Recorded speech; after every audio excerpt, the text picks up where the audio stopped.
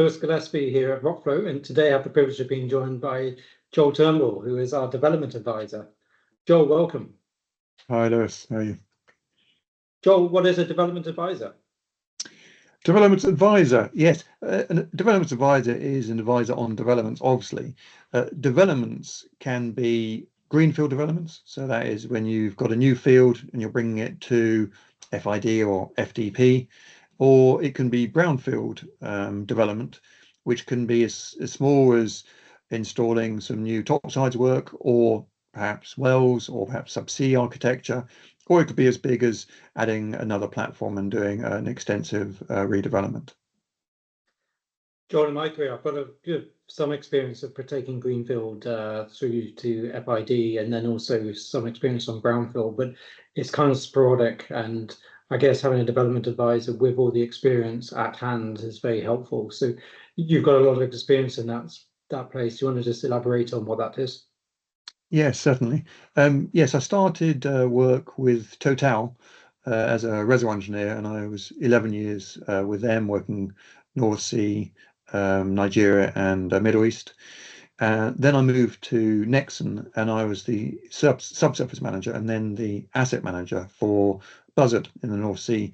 And I was actually responsible for Buzzard for the first 500 million barrels produced.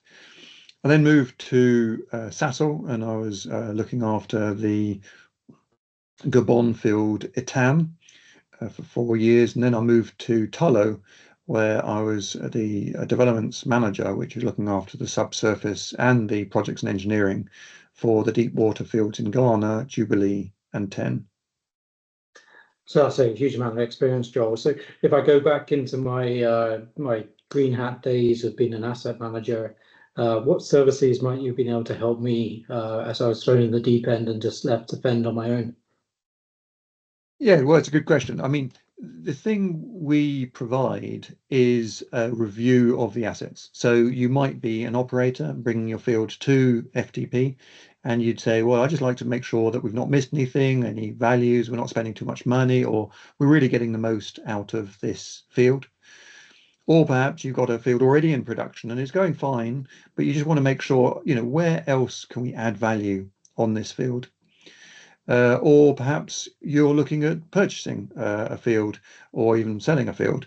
And again, we can look at these fields and really dig into them and understand what makes them tick and see where the value is coming from. Great. So Joel, I know that you're putting together a book and some training course on that. So I find that asset management, for me personally, in my career, has been segmented into different components. So a bit of subsurface, a bit of reservoir drilling, reservoir engineering, a bit of facilities, but never holistically as an asset. So that's really exciting that you're doing that. Do you want to elaborate on that a little bit more? Yes, absolutely. Well, it struck me that if you're a reservoir engineer, there's lots and lots of training available, either books or courses or just at a university. I went to Heriot University. They taught reservoir engineering really, really well. But there's very little training on asset management. So if you are in asset management, either as an asset manager or in a senior role which involves asset management, there's very little training. So with all my experience, I thought, well, let's just put this down on paper and understand really where you need to focus. As an asset manager, you never have enough time. So you really need to focus your energies on improving value. That is the key.